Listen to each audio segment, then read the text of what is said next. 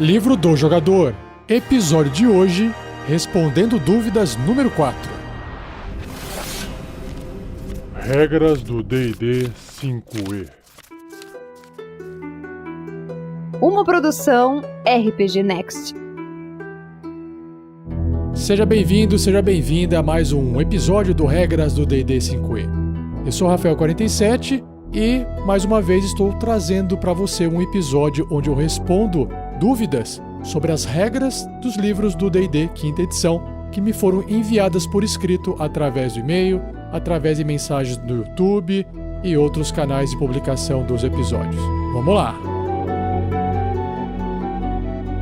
Seja você também um guerreiro ou uma guerreira do bem. Para saber mais, acesse padrim.com.br/rpgnext ou picpay.me/rpgnext.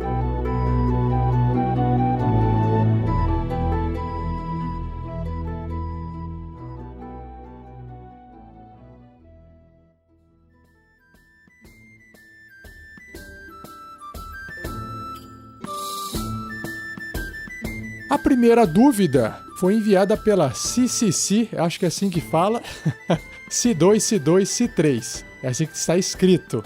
Ela escreveu no YouTube a seguinte dúvida. Eu tenho uma dúvida sobre persuasão. Eu estava mestrando minha primeira aventura e joguei com uma amiga que tinha mais 6 de persuasão com bônus de proficiência. Ela está explicando que já está somado esse valor. E essa personagem é um bardo. Daí, ela ficou tentando persuadir a cidade inteira a lhe dar coisas e ela tirava de 18 para cima toda hora. Como lidar com essa situação? Ela convencia as pessoas a dar itens para ela, a deixar ela dormir de graça, a falar a verdade, coisas assim. Pode isso? Risos, risos. Porque vai chegar uma parte que elas vão entrar em uma torre com muitos itens importantes. E tenho certeza que ela vai tentar persuadir o cara a dar uns itens que ela gostar para ela. Pensei em jogar uma inteligência do outro personagem para fazer um teste resistido. Vou chamar assim você, para ficar mais fácil. Desculpe estar respondendo essa mensagem, talvez tardiamente, porque eu acho que você já passou por essa situação na sua mesa. E eu fiquei curioso agora para saber qual foi o resultado, o que você fez para poder resolver essa situação. Conte pra gente aí, escreve pro pessoal também poder acompanhar essa sua saga aí com essa barda, ou bardo, que fez esses testes acima de 18 e conseguiu obter as coisas. Mas vamos lá, é o seguinte. Quando o jogador resolve fazer algo dentro do jogo, a gente tem que parar um pouquinho às vezes e pensar se aquilo que ele está querendo fazer é uma situação muito fora do comum, muito fora do padrão, muito fantasiosa ou não. É claro que a gente está jogando D&D, a gente está jogando um jogo de aventura, de fantasia principalmente, e dentro da fantasia, você pode sair voando, você pode ficar invisível, você pode explodir coisas. Então é difícil a gente medir o que é absurdo ou não. É igual em um filme de super-herói, onde às vezes as pessoas falam assim, nossa, aquela pessoa caiu ali e não morreu. Ah, mas o monstro que engoliu um caminhão inteiro, que nem cabia dentro do corpo dele, pra você tá tudo bem, sabe? É que existem essas diferenças, né? Você fala assim, pô, aquela pessoa tem um poder, aquele poder permite aquilo. Fora aquele poder, as regras naturais da física deveriam se aplicar. Só que não é bem assim, senão a coisa ficaria um pouco chata, certo? Mas, na página 174 do livro do jogador, tem uma tabelinha que se chama Classes de Dificuldade Típica. Basicamente, são DCs ou CDs, que são valores de dificuldade para os testes de skill, de habilidade. Então, por exemplo, se você pede para um jogador fazer um teste, você tem que definir qual é a dificuldade daquele teste para ele. Se for, por exemplo, uma tarefa muito fácil, a dificuldade é 5. Se for fácil, dificuldade 10. Médio, 15. Difícil, 20. Muito difícil, 25. E perto do impossível, 30. Então perceba que se o personagem começa a ter um nível muito, muito alto, ele começa a ter uma chance cada vez maior de passar nesse teste de dificuldade com dificuldade 30, porque ele começa a ficar um personagem extremamente forte. Mas, para quem tem mais 6 de persuasão, provavelmente está no começo da sua carreira, um bardo ainda, né? Provavelmente ele pode ser nível 1, né? Ele tem lá um carisma alto, que dá um bônus de mais 4 para ele, mais a proficiência, que é mais 2, por exemplo. Então, nesse caso, eu iria sugerir para você o seguinte: se ele está persuadindo alguém a fazer uma coisa que é muito difícil da pessoa aceitar fazer aquilo lá, a dificuldade é 25, porque a tabela de muito difícil é 25. Se ele está tentando fazer uma coisa que você considera perto do impossível, mas é possível ainda, a dificuldade é 30. Então, nesse caso, por mais que ele estivesse tirando 18 para cima, ele só conseguiria passar nos testes que você acha que são muito difíceis se ele tirasse 25. E olha que para tirar 25, nesse exemplo que você me deu, ele teria que tirar 19 no dado. Então ele tira 19 do dado, mais 6, dá 25. Aí ele passa. Então perceba que não é tão fácil de ele passar nos testes assim. Um outro exemplo. Pensa um pouquinho assim na vida real. Você chega para uma pessoa e fala assim, me dá esse item aí. Mas qual que é o item que você está pedindo? Então vamos pensar assim, se você é o bardo que está fingindo ser uma pessoa de rua necessitada, e aí chega para uma pessoa e fala assim, eu tô com fome, você poderia me dar esse lanche ou me dar essa maçã, essa fruta da feira porque eu quero comer? Você pode falar assim, nessa situação a dificuldade é média, porque nessa cidade as pessoas são meio que neutras em relação a isso. Não, nessa cidade todo mundo ajuda todo mundo, então essa é uma dificuldade fácil. Então se for fácil, você fala assim, jogador, faz um teste aí de persuasão. Nesse caso, ele estaria mentindo, né? Então seria um deception, que tá fingindo, mas tudo bem. Mas você fala assim, dificuldade 10, porque é fácil. Você fala assim, não, você tá pedindo uma pessoa que menospreza esse tipo de pedido. Então é muito, muito difícil conseguir obter qualquer coisa dessa pessoa. Dificuldade 25, entendeu? Essa é a melhor forma de você resolver quando o jogador começa a pedir ou tentar persuadir pessoas a fazer qualquer coisa, entendeu? Então, a persuasão não depende do resultado do dado.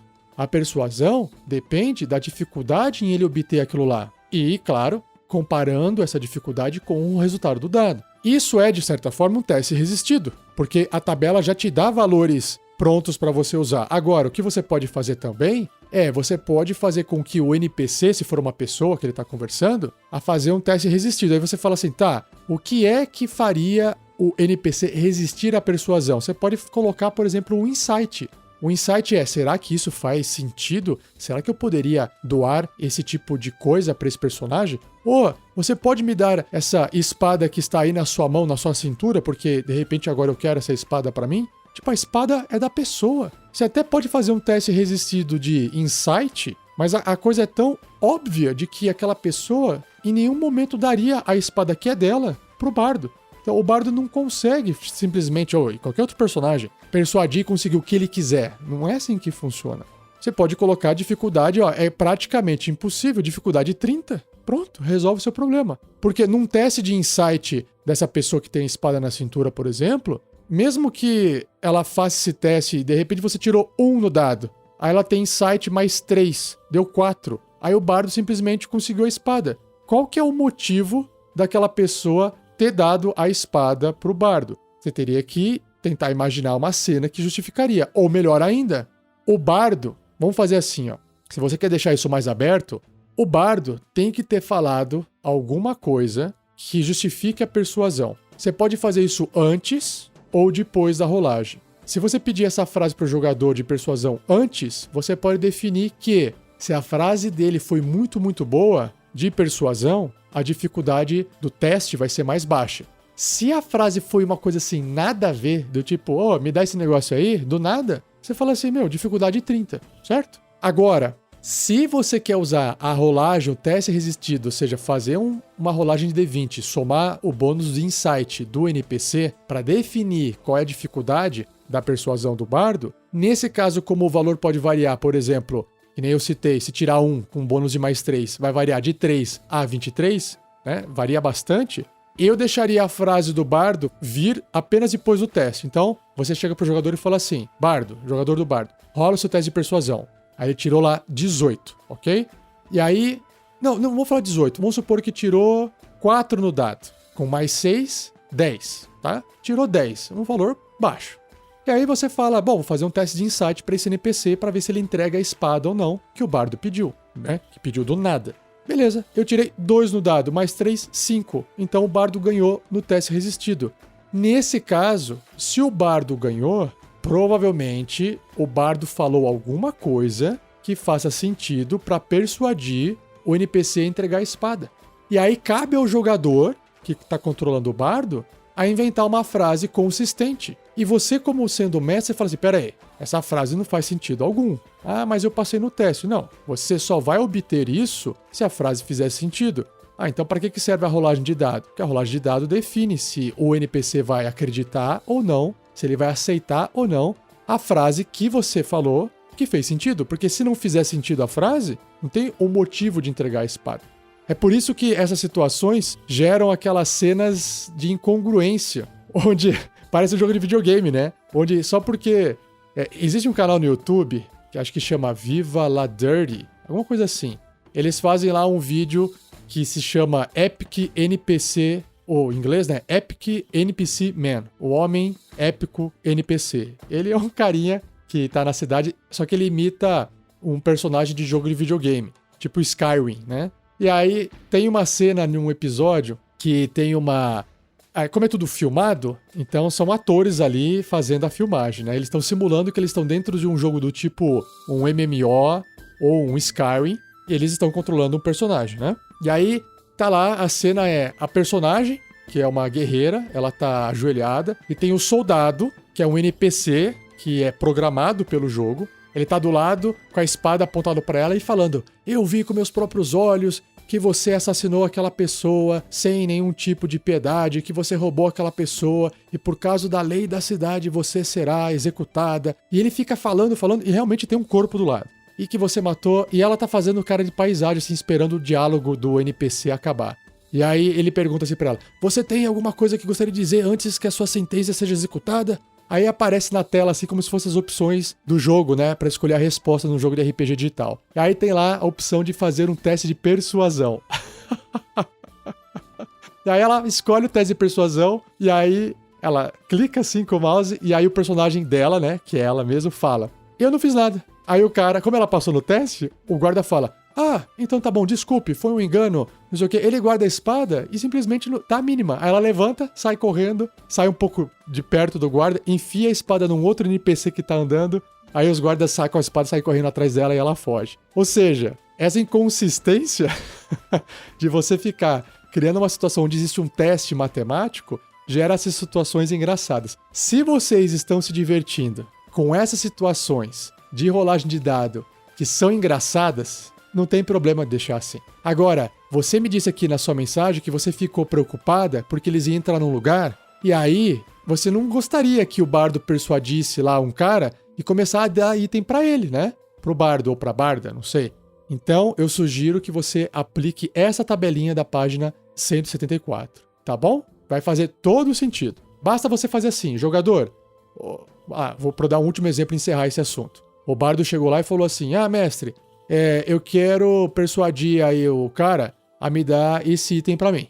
Aí você vai falar assim, beleza, bom, se você vai pedir pra ele, ele é uma pessoa que vende isso. Então, é praticamente impossível que ele te entregue isso, porque ele não te conhece. Talvez você não tenha nada que interesse a ele, a não ser dinheiro.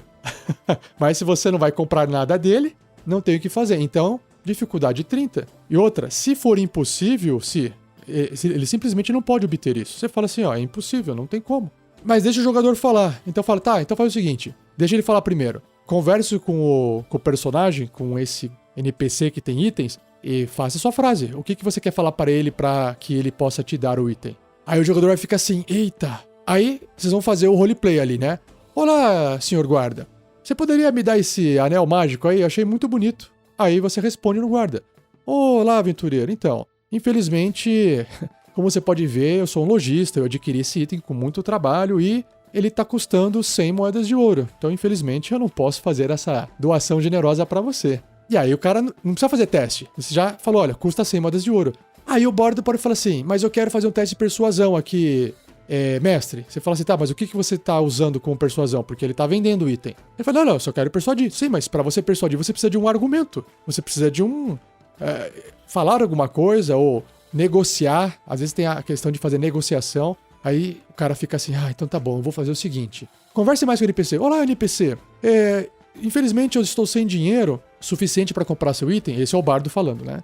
E por acaso, será que eu não poderia fazer algo que eu pudesse te ajudar e aí você pudesse me dar esse anel? Nesse caso, talvez o seu NPC tenha alguma coisa para poder passar para ele. Aí você fala, bom, faça um teste de persuasão, porque o NPC está interessado na ajuda do bardo. A dificuldade vai ser muito fácil. Então faz aí um teste de persuasão, dificuldade 5. Aí ele faz o teste porque o jogador quer fazer o teste, porque ele tá animadão. Você fala, existe uma forma de você obter então esse meu anel sem você me pagar. Existe aqui nessa torre um problema em tal lugar. Se você me trouxer a cabeça de tal criatura, você se provará digno e eu então entregarei esse anel. Pronto, aí ele passou num teste de dificuldade 5, que foi fácil. E aí o NPC deu aquela dica pra ele, acabou dando uma missão, e aí o jogador vai lá tentar matar, trazer a cabeça e ganhar o anel como recompensa. Ou, se você achar que dar o anel é muito poderoso, dar o item mágico ali, você coloca que ele vai dar um desconto. Fala assim, olha, eu tenho um desconto, não vou vender, eu posso vender ele por 50 moedas de ouro ao invés de 100. Pronto. Acho que deu pra entender, né? É isso. Existem diversas possibilidades, diversas formas de se fazer isso. Você que está ouvindo, se quiser escrever e ajudar a CCC com essas situações, deixe uma mensagem no post desse episódio para ela. E se você quiser ouvir um episódio do Regras do D&D que fala sobre essa tabela e fala sobre esses testes, é só você ouvir o episódio do Regras, número 53, que se chama Principais Testes. A próxima dúvida vem do Kelton Pereira. Ele enviou para o meu e-mail, rafael47@rpgnext.com.br. Ele escreveu assim: Olá, Rafael. Estou aqui para perguntar uma dúvida sobre a magia desejo. Não sei se será pertinente, mas é sempre bom tirar dúvidas, que podem ser a de outros também. Claro que é pertinente, Kelton. É para isso que estamos aqui. E obrigado pela sua pergunta. Então, número 1. A magia desejo pode copiar qualquer magia de nível 8 ou inferior de qualquer classe conjuradora ou somente das classes de mago e feiticeiro, que são as duas que podem usá-la. Então, essa é a primeira pergunta do Kelton. Então, eu vou responder já para não ficar misturando com a outra pergunta que ele tem. Kelton, é o seguinte, dependendo da tradução em português, a descrição dessa magia perdeu um parágrafo. Então, em português está escrito assim, ó. O uso básico dessa magia é de copiar qualquer magia de 8º nível ou inferior. Você não precisa atender a qualquer pré-requisito da magia copiada. E quando fala qualquer pré-requisito, é a classe. Ah, você tem que ser da classe de clérigo. Você tem que ser druida. Então, só aqui já deixa claro que é qualquer magia. Se fosse qualquer magia só de mago ou de feiticeiro, estaria escrito na própria magia. Mas um parágrafo que foi retirado dessa tradução que eu peguei, que está em inglês, que é o livro original, ele diz o seguinte, que eu vou traduzir aqui para vocês, ó. A magia desejo, wish, é a magia mais forte que uma criatura mortal pode conjurar. Simplesmente quando ela fala em alto e bom tom, pronuncia as palavras mágicas, ela pode alterar a fundação da realidade de qualquer coisa de acordo com o seu desejo. Então, perceba que realmente é um poder, é o último poder mágico existente no jogo, mais forte de todos, é fazer um desejo, tá? Então, não se preocupe, é qualquer magia. Respondido, então, a primeira pergunta, a segunda pergunta é o seguinte, que é uma continuação, né, da magia desejo. O Kelton fala assim: o estresse da magia desejo só ocorre quando o jogador usa a magia para um evento que não seja copiar uma magia de 8º nível ou inferior ou realizar um dos 5 efeitos adicionais. O que eu entendi é que o estresse só acontece quando o uso da magia para algo muito grande que vai além das magias de 8º nível e dos 5 efeitos adicionais. Só para explicar para quem está ouvindo que é o seguinte: o uso básico da magia desejo, que é uma magia de nível 9, que é a magia de nível mais forte do jogo, o uso básico dela é exatamente copiar uma magia de nível 8 ou inferior, ok? Se você não quiser fazer esse efeito, o livro sugere ou dá exemplos de outros 5 efeitos adicionais, tá? O que o Kelton quer saber é, porque na descrição da magia diz que se você fizer algo diferente de copiar uma magia de 8º nível inferior, vai cair no estresse. Ou seja, esses 5 efeitos adicionais que você pode fazer na magia traz estresse para o jogador, que são outros tipos de efeito. E por que o Kelton está questionando isso? E ele continua. Porque, ao meu ver, se alguém faz um desejo simples, do tipo, quero trocar a cor dos meus olhos, sei lá, isso é algo simples demais para se aplicar um estresse. Faz sentido, Kelton, o que você está falando. Estou fazendo essas perguntas para jogar de forma correta e também eu mestrar de forma coerente. Acho sempre bom debater essas dúvidas pequenas, mas que podem ajudar muita gente. Beleza, Kelton? Então, olha só. Primeiro, a gente tem que levar em consideração o seguinte. Se alguém quiser fazer um desejo, quero trocar a cor dos meus olhos, eu acho que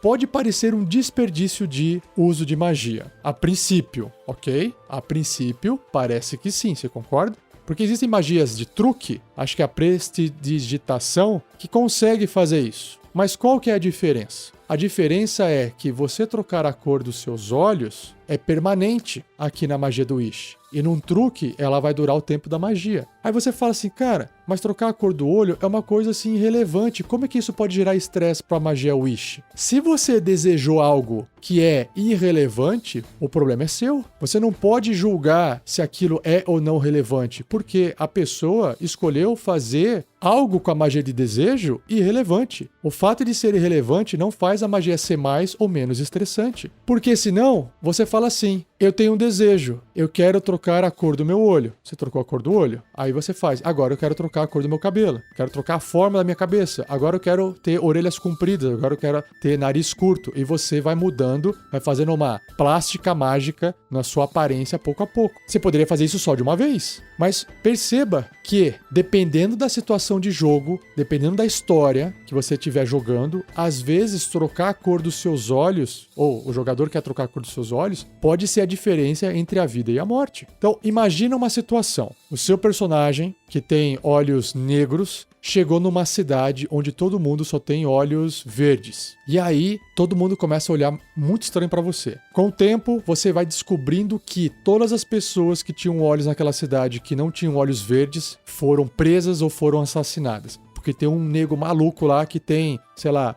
acha que o Deus pune todo mundo que não tem olho verde. E aí você fala assim, bom, eu posso fazer aqui uma prestidigitação e trocar a cor dos meus olhos para verde só para distrair. Só que de repente você está numa situação onde você não pode, sei lá, falar, mexer as mãos, ou você não consegue fazer a magia, ok? E aí você percebe que se você não tiver uma cor de olhos diferente, o seu personagem vai sofrer, vai ser preso, vai morrer, não sei. Ou, de repente, ele já foi preso. Ou ele está prestes a ser morto. E aí, de repente, ele escolhe trocar a cor dos olhos com a magia desejo e ele não pode trocar mais nada, porque se ele mudar a aparência dele completamente na frente de todo mundo vai ver que ele fez uma magia e a coisa não vai ficar melhor pra ele. Mas se ele trocar a cor dos olhos, ele pode falar assim, por que vocês estão me prendendo? Não, é porque esse cara, eu tenho a prova de que ele tem um olho negro, não sei o que, saia da sombra e vem aqui pra claridade que o rei maluco vai analisar os seus olhos de perto. Aí, de repente, a hora que o rei olha de perto, fala, mas a cor dos seus olhos é verde. Você, bispo, ou, sei lá, padre, ou sei lá quem, você, guarda que acusou esse pobre cidadão visitante que tinha o olho negro, você é que será preso pela sua insolência. E de repente o seu personagem acabou de escapar de uma situação. Isso é uma magia do desejo numa situação crítica. Então, sim, vai gerar estresse por causa disso. Deu para entender? Espero que tenha ficado claro, Kelton. Espero que você tenha gostado da minha explicação. E, pessoal, deixe também um comentário do que você acha sobre essa pergunta do Kelton. E ele finaliza. Um abraço a todos vocês da equipe RPG Next. O trabalho de vocês é ótimo. Obrigado, Kelton. Estou ansioso esperando a volta da aventura Storm King's Thunder, que, na verdade, ela já voltou, né? Enquanto eu gravo esse episódio. Eu quero ver o Marvelous Overpower. Sou apaixonado pela classe feiticeiro. E, realmente, o Marvelous está tacando o terror e o fogo nessa aventura. Acompanhem, galera. Atenciosamente, Kelton Andrade Pereira.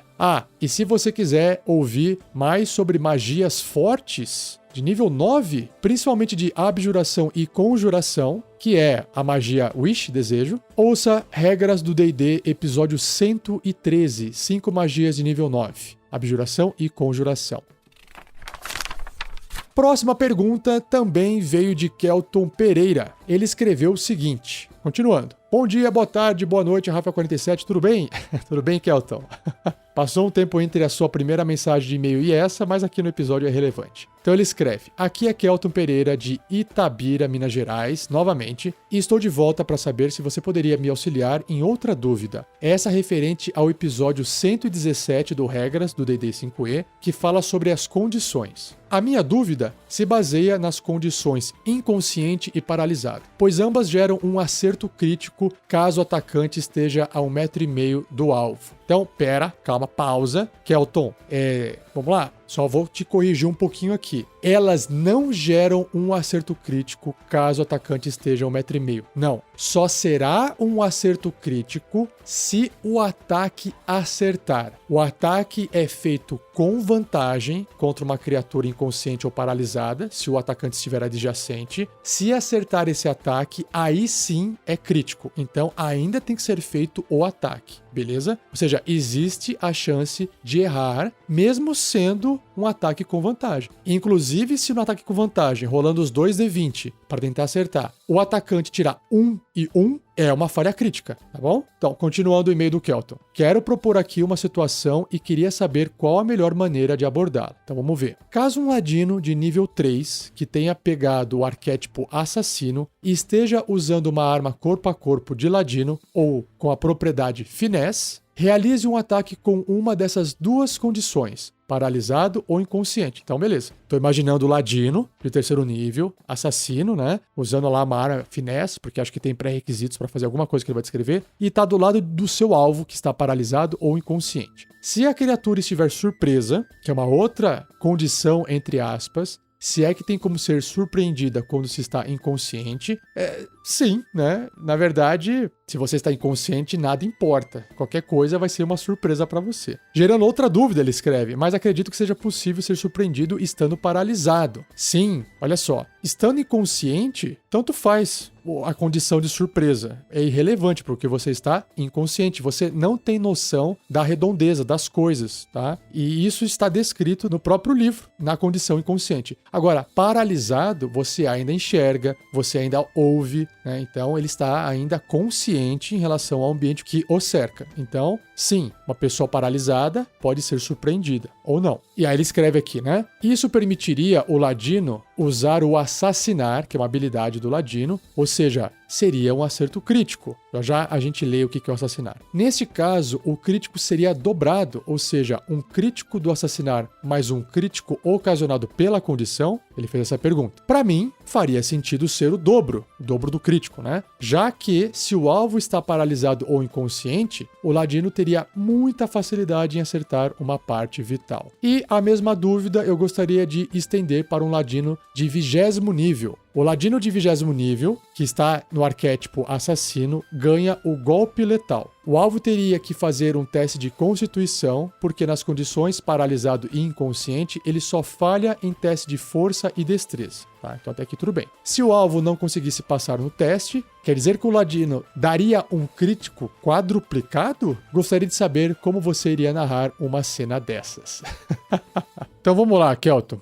A habilidade de golpe letal do assassino, ela ocorre no nível 17, então o ladino não precisa ser de 20º nível. Se ele for de 17º nível, ele já tem essa habilidade, tá? Mas olha só, vamos relembrar o que é o Assassinate. Então, quando o personagem ladino está no 3º nível, considerando que ele pegou o arquétipo de assassino. Esse ladino, então, está no seu momento mais mortal quando ele cai em cima de seus inimigos. Então, ele tem vantagem em testes de ataque, em rolagens de ataque, em jogadas de ataque, contra qualquer criatura que ainda não agiu, ou seja, não fez o seu turno no combate. Ou seja, ele foi pego de surpresa. Não é só pego de surpresa. Todo mundo rolou iniciativa e todo mundo sabe que um lado está atacando o outro. Então, nesse caso, não há surpresa. Então, independente de ser surpresa ou não, basta o ladino ganhar a iniciativa e agir antes do seu alvo no início do combate. Beleza? Aí o Assassinate descreve o seguinte também. Além disso, qualquer acerto contra a sua criatura alvo que estiver surpresa, aí nesse caso sim, ok? Se o seu ladino, além de ter ganhado na iniciativa, agir antes na primeira rodada de combate, se ele pegou o seu alvo de surpresa,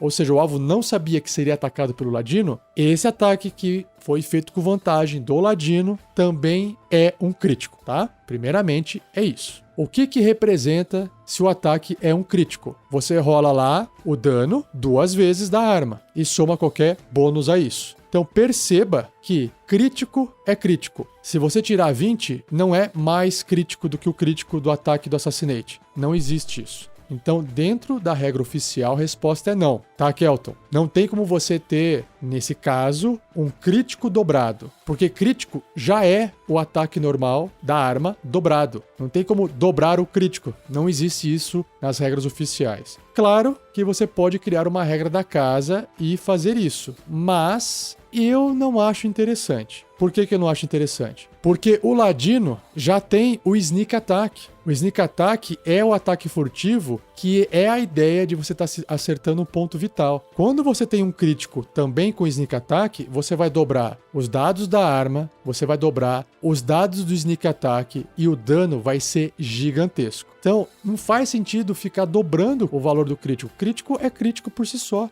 E todo Ladino tem essa habilidade de Sneak Attack. Já vai ser um golpe extremamente mortal. É aquela coisa, se, sei lá, você acertou lá o ataque no coração, não existe, eu acertei o ataque no coração, no centro do coração, atravessei o coração, explodiu o coração. Quem diz isso é a quantidade de dano. Não é porque o crítico vai ser quadruplicado que o dano vai ser maior. Quer dizer, o dano seria maior, mas não é isso que descreve a cena. E outra, não faça essa regra da casa, porque se de repente existe um NPC ladino e esse NPC atacar um personagem da partida, ele pode acabar matando sem a chance daquele personagem fazer testes de morte. Mata num ataque só porque o dano vai ser, sei lá, vai dar 100 de dano, vai dar 80 de dano. Não faz sentido isso, tá? Então assim, indo agora pro Death Strike, que é o golpe letal, que diz que o Ladino se torna o mestre da morte instantânea, ou seja, quando ele ataca uma criatura que está surpresa, essa criatura precisa fazer um teste de resistência de constituição com dificuldade 8, mais a destreza, mais o modificador de destreza, mais a proficiência do Ladino, que vai ser, acho que 6, lá no nível 17, se eu não me engano. E se esse alvo do Ladino falhar nesse teste de resistência de constituição, descreve o seguinte aqui, ó: double the damage, duplique o dano do seu ataque. Isso não é um crítico quádruplo, ok? O crítico é quase que o dano dobrado, porque você dobra todos os dados, ok? Então, vamos falar assim que o crítico é o dano dobrado, mas não é, só os dados dobrados. Então, o crítico, você já dobrou os dados. Se você tá achando que o crítico dá para ter o crítico dobrado, que seria 4 vezes os dados dobrados, nesse caso aqui, dobrar o dano seria 8 vezes o dano, seria 8 vezes os dados dobrados. Se você considerar que você está fazendo um Sneak Attack, você iria multiplicar por 8 os ataques da arma, por 8 os dados do Sneak Attack. Se o seu personagem no nível 8, então um Ladino no nível 17, vamos ver aqui, ó, quer ver? Um Ladino no nível 17, ele causa de Sneak Attack 9d6. Se a gente for usar o seu exemplo de Ladino no nível 20, 10d6, 10 dados de 6 faces. Então imagina você rolar 80d6. Não faz sentido, entendeu? Você vai matar um avatar de um deus num ataque, né?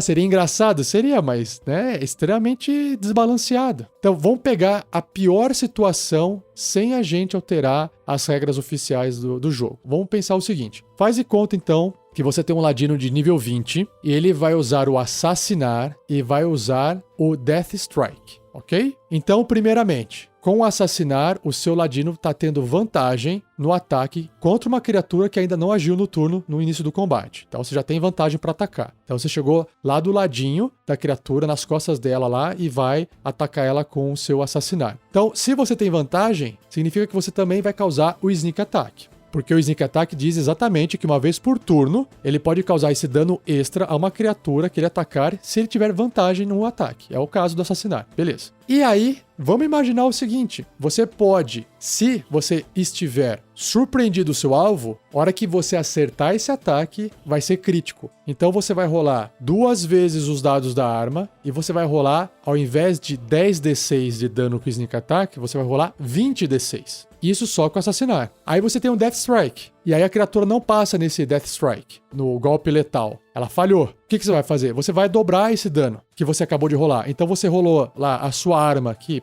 para um Ladino de nível 20, a arma dele é o que menos vai causar dano. O que vai causar dano realmente é o Sneak Attack, certo? Então, ele rolou os dados dobrados da arma, rolou 20d6, ou seja, os dados dobrados do Sneak Attack, e aí ele tirou, vamos fazer uma simulação aqui, um dano médio, ok? Se ele estiver usando uma adaga, a adaga é 1d4. Mais a destreza lá do ladino, vamos colocar a destreza mais 4 lá, beleza? Então, 2d4, que é o dano da adaga, em média, dá 5 de dano. Mais 4, 9, só da adaga. 1d6 é 3,5 de dano em médio. Então, 3,5 de dano multiplicado por 20 dá 70. Mais os 9 da adaga com a destreza, com o modificador de destreza. Nós temos aqui, então, um total de 79 de dano. É bastante dano. Médio no assassinar. Com o Death Strike, o golpe letal, você multiplica isso por 2. Dá 158 de dano. Ou seja, imagina um ladino nível 20 chegou do lado de um gigante da colina, que eu acho que o gigante da colina tem uns 150, 160 de vida, não importa agora. Ele pulou no peito do gigante, o gigante não viu, ele saiu por baixo das pernas do gigante, vamos supor, pulou no peito, pegou a adaga, enterrou por baixo das costelas, enfiou a mão e foi até o coração, causando 150 pontos de dano no gigante. O gigante cai no chão, morrendo na hora. Tá aí a descrição que você precisa. Você não precisa fazer dano quadruplicado. Tá bom? Tá aí a descrição. E aí o Kelton escreve assim: mais uma vez, obrigado pelo trabalho de vocês. Se outro e-mail meu for lido, ficaria mega feliz. Acabei de fazer isso, Kelton. E só faltaria mais um e-mail para pedir música no Fantástico. Eu não sei se o Fantástico ainda faz isso, faz? Abração, Rafael, e manda um salve pra galera que joga RPG do estado de Minas Gerais. Então, galera do estado de Minas Gerais, um salve pra vocês. Joguem bastante RPG. É isso, galera. Muito legal essa discussão com a pergunta do Kelton. Se vocês quiserem, aprofundar o conhecimento sobre o Ladino, ouçam o Regras do D&D 5e, episódio 26.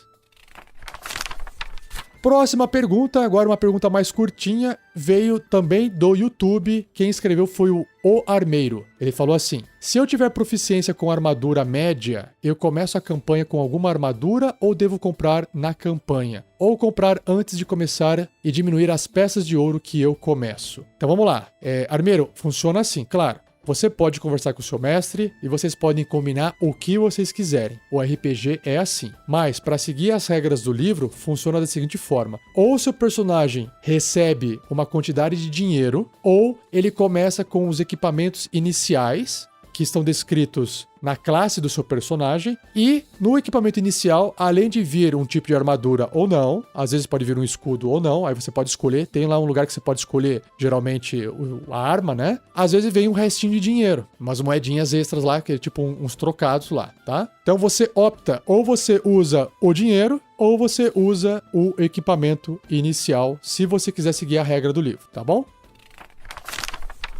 Próxima pergunta é de Apollo722, também vinda do YouTube. Ele perguntou rapidamente assim: posso usar o escudo como uma arma? Sim, a resposta é sim. Se você ouvir o episódio do Regras do D&D 5e, número 46, sobre armas, lá do livro do jogador, ele tem um pedacinho de texto que fala sobre armas improvisadas. Então, se você está usando o seu escudo como uma arma improvisada, cabe ao mestre definir se aquela arma improvisada, no caso o escudo, ela é parecida com algum outro tipo de arma, para você poder definir qual que é o dano que ela vai causar em termos de dado. Será que é um D4? Será que é um D6? Será que é um D8, tá? Ou D10, ou D12, enfim. E você também define se você acha que o personagem que está lutando tem ou não proficiência em usar essa arma improvisada, porque isso vai impactar na chance de acertar. Então, vou imaginar um guerreiro com espada e escudo no nível 1 que tem proficiência mais 2. Usando a espada, ele vai ter, além do bônus do modificador da força lá, ou destreza, dependendo da arma, ele vai usar mais 2 de proficiência para poder tentar acertar o seu alvo. No caso do escudo, o escudo não é uma arma que é feita para cortar, não é uma arma que é feita para bater e causar um estrago muito grande em termos de dano, igual uma arma, igual uma espada, igual uma massa. Então, o que eu faria? O escudo causa 1d4 de dano, mas no caso de um guerreiro, o guerreiro sabe lidar com armas. Eu deixaria ele com o bônus de proficiência para fazer um ataque com o escudo. Por exemplo, ele tá lutando e ele quer bater com o escudo na criatura que tá do lado. Eu deixaria. Ou seja, ele bate com a espada normal e se bobear, é que o escudo não é uma arma leve, então ele não poderia bater com a arma e usar ação bônus para bater com o escudo. Isso não daria, né? Porque não é uma arma leve. Mas ele é uma arma improvisada, então você pode escolher ou bate com a espada ou bate com o escudo. Não faria sentido se o seu guerreiro, nesse exemplo que eu dei,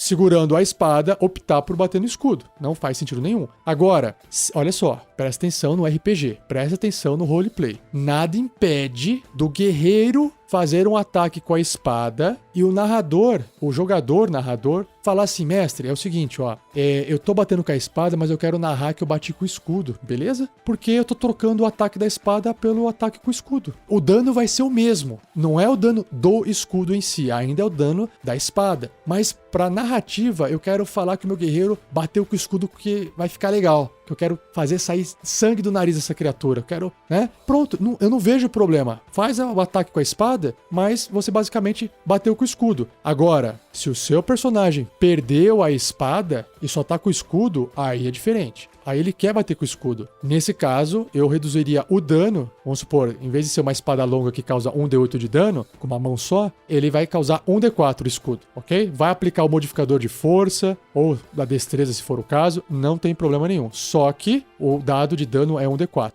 Proficiência, normal. Por quê? Porque ele sabe usar aquilo, ele é proficiente. É o mestre que define, faz sentido, tá bom? Agora, de repente, um mago achou um escudo e ele nunca usou um escudo na vida dele. E ele quer usar o escudo de proteção. Ele vai ter a proteção do escudo? Vai ter a proteção do escudo. Mas eu não deixaria o mago atacar com o escudo usando proficiência. Ah, mestre, eu quero fazer um ataque com o escudo. Posso fazer? Pode. Rola um D20. Aplique aí a força, porque precisa usar força para bater com o escudo. O modificador de força. Ah, meu modificador é negativo, então rola o D20 e subtrai aí o valor do negativo. Nossa, é difícil? É difícil. Você é um mago que nunca fez isso antes e acabou de achar um escudo no chão. É assim que é a vida. Nossa, tirei 20, crítico. Cara, deu sorte, você conseguiu enfiar meio desajeitado, enfiou a lateral do escudo, que era meio cortante na criatura, saiu melhor do que você imaginava. Pronto, tudo bem, rola o dano. É 2d4. Não vai fazer muita diferença. E ainda tem a subtração do modificador negativo da força, né? Então imagina isso. Mas dá pra fazer. Fechou aqui? Beleza? Ficou bem explicadinho? Espero que eu tenha ajudado, Apolo. Próximo e-mail. Felipe Queiroz também escreveu o seguinte: olá pessoal, beleza na mesa? Beleza, Felipe? Tô tentando criar um bárbaro, mas tô na dúvida entre raças, anão da montanha ou meio orc, já que nenhuma outra raça se encaixa bem. Tá, vou tentar entender o que significa encaixar bem. Continuando. Outro grande problema é o CA, ou a classe de armadura dele, que para todos os efeitos sempre ficará 15, considerando que ele está usando um machado grande, um machado pesado, um machado de 2 mãos, né? Não está usando escudo. Como resolvo o problema da CA mantendo um bom dano? Desde já agradeço, Rapaze. Acho que é assim que fala.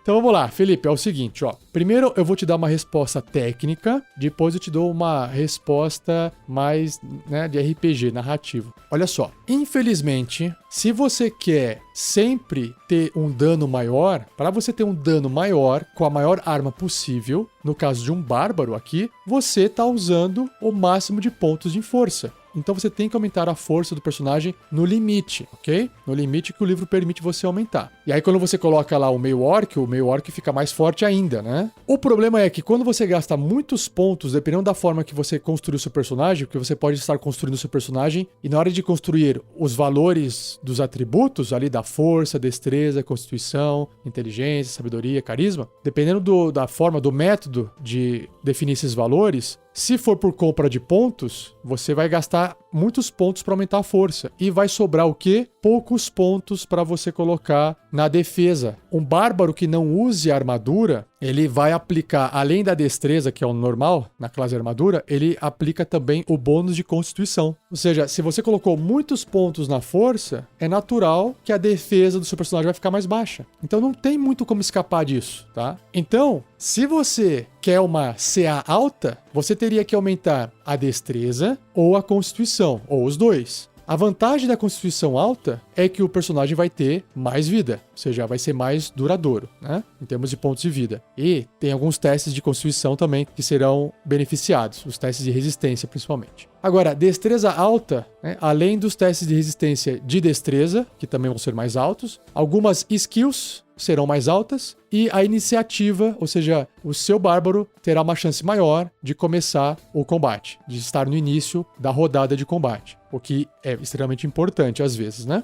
Então, se você já sentou e fez a matemática e escolheu as melhores raças Não tem como você contornar essa matemática, porque o jogo foi feito para ficar balanceado. Então, matematicamente, a minha sugestão é mantenha os valores de força, destreza e constituição numa média ali. O dano não vai ser o mais alto possível, a destreza não será a mais alta possível e nem a constituição será a mais alta possível. Mas será tudo ok, tudo alto, mas não tão alto. Pronto, você tem um personagem balanceado que vai ter vida legal, vai ter uma destreza legal e vai ter um dano legal. Acho que isso resolve pra você. A não ser que você queira realmente falar assim, cara, eu tô nem aí pra minha defesa, eu quero tentar aumentar o dano ao máximo. Ou eu não me preocupo tanto com o dano e eu quero ter muita destreza, muita constituição, que no longo prazo eu acho que é a melhor opção, inclusive, tá, Felipe? No começo, aquele mais 1 ou menos 1, mais 2 ou menos 2 de dano, parece fazer muito mais diferença quando você luta com o Goblin. Mas quando o personagem começa a ficar num nível mais alto e lá no fim ele começa a pegar umas criaturas bem diferentes, vai fazer uma diferença maior você às vezes ter mais 1 na iniciativa ou mais 2 na iniciativa e começar o combate antes e não causar 1 de dano a mais. Ou ter uma constituição mais alta, com 1 ponto de constituição a mais, o seu personagem no nível 20 tem 20 pontos de vida a mais, tá? Se ele tiver 2 pontos de constituição a mais, ele vai ter 40 pontos de vida no nível 20, só por essa diferença. E às vezes esses 20 ou 40 pontos de vida, cara, é um ataque de uma criatura. O seu bárbaro dura 1 turno a mais vivo no combate. Então faz toda a diferença, tá? Então essa é a minha sugestão em termos matemáticos. Agora, a resposta narrativa para isso é o que eu sugiro tanto para você quanto para os outros jogadores. Não escolher tudo matematicamente. Escolha o que te dê prazer de jogar. E prazer que eu digo é,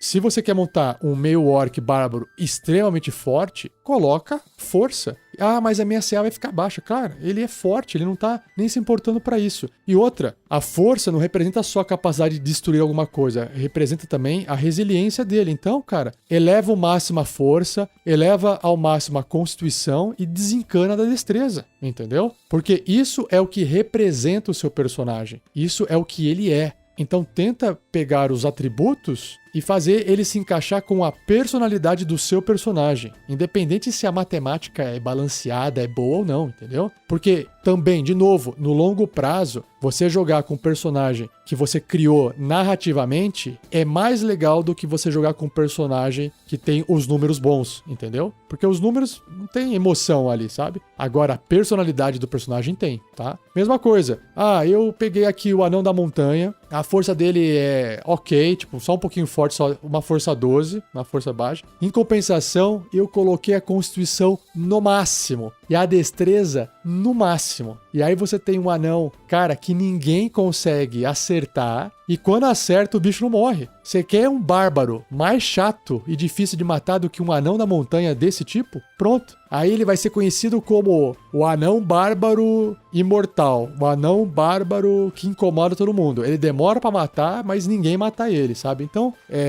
deixe os números também contarem a história do seu personagem. Se você acha que é legal imaginar um anão da montanha que tem uma destreza alta, uma constituição alta, mas ele é fraco porque ele tem um defeito de nascença. Olha que personagem legal, cara. Todo mundo olha pra ele e fala, você é fraco, você nunca vai ser um bárbaro da hora, você nunca vai conseguir as coisas que você quer porque você precisa da força. E ele treina de outras formas, ele faz meditação, aumentando a constituição dele. Enfim, pronto. Você tem um puta bárbaro legal, anão da montanha, que tem um defeito físico que não consegue aplicar força direito, porque a força dele é 12, ao invés de ser 16, por exemplo. Entendeu? Tá bom, Felipe? Espero que eu tenha ajudado. E, pra vocês que também estão ouvindo, quiserem ouvir o Regras do D&D sobre o bárbaro, é o episódio 18. E para fechar esse cast de perguntas, que tá bem longo, mas acho que tá bem legal. A última pergunta é do Marcos Antônio. Na verdade, é um comentário que ele fez numa live. Deixa eu dar o contexto antes, tá? Para vocês.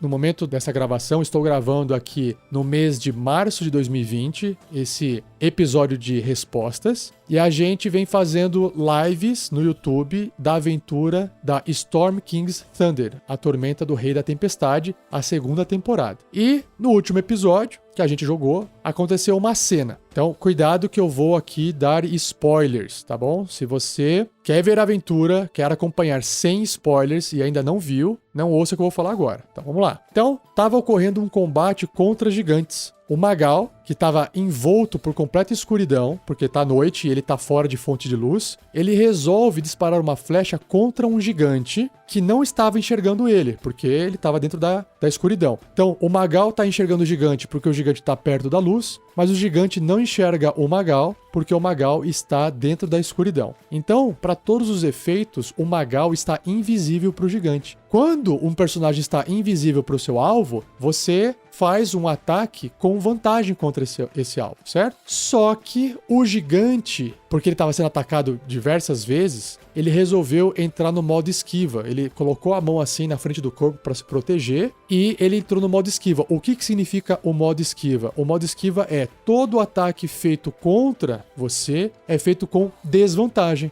Então, se o Magal tem vantagem no ataque, essa vantagem ela é anulada pela desvantagem do gigante em esquiva, que é a ação de dodge, ok? Então, o Magal teria que fazer um ataque normal contra o gigante. Só que aí o Thiago, que é o jogador do Magal, falou que ele queria gastar a sua inspiração para poder fazer o ataque com vantagem. E aí o que eu fiz? Eu deixei, porque eu achei que era interessante. E o Marcos Antônio escreveu o seguinte: opa, pessoal, adorei o combate, com o jogo de luz e sombra, só teria uns pontinhos que eu queria mencionar. Aí ele falou um ponto lá que eu tirei aqui que não faz sentido falar para vocês. E o número 2 ele escreveu assim: no caso da vantagem e desvantagem, elas não se sobrepõem, elas se anulam por completo, independentemente da quantidade, no sentido que se uma condição impõe, por exemplo, desvantagem e 4 põe vantagem, a rolagem não se transforma em vantagem, fica como rolagem normal. E só isso. Qualquer dúvida, basta olhar no livro do jogador, no capítulo 7, na página 173,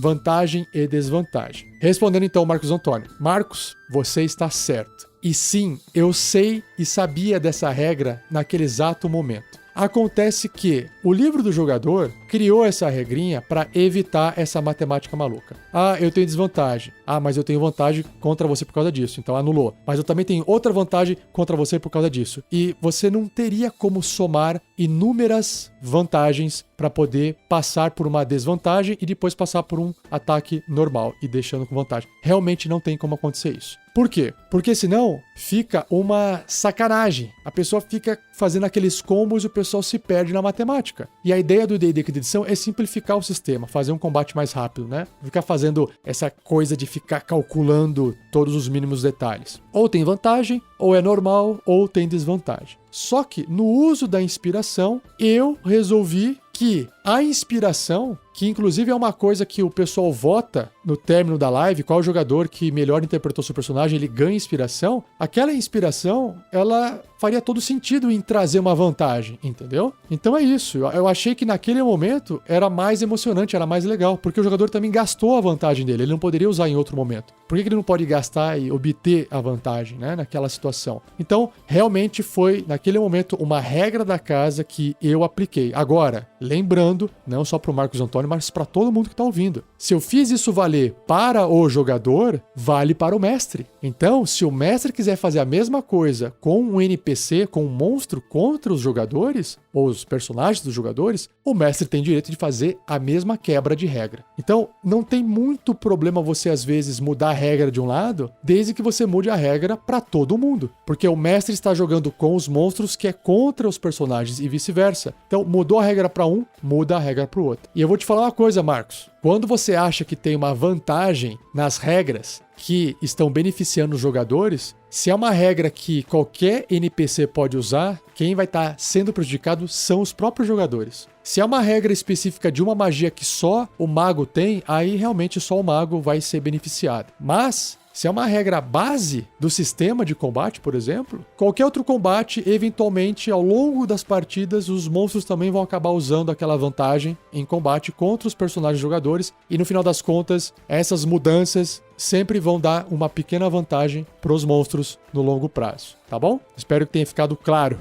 Brigadão, cara, pelo toque, porque outras pessoas leem seu comentário e outras pessoas ficam sabendo também dessa regra. E aí depois o Marcos também deixou um terceiro comentário aqui, que tem a ver com algo específico da aventura ao vivo, que não cabe eu trazer nesse episódio de dúvidas para vocês. Mas se você quiser ler o restante da mensagem do Marcos Antônio, basta você acompanhar a aventura da SKT SKT ou os podcasts da SKT, porque a gente vai ler esse comentário dele, ou dependendo de quando vocês estiverem ouvindo esse episódio, eu já li o comentário dele na íntegra no Pergaminhos na Bota no final dos episódios da SKT nos podcasts editados, tá bom? Espero que eu tenha respondido todas as dúvidas para vocês.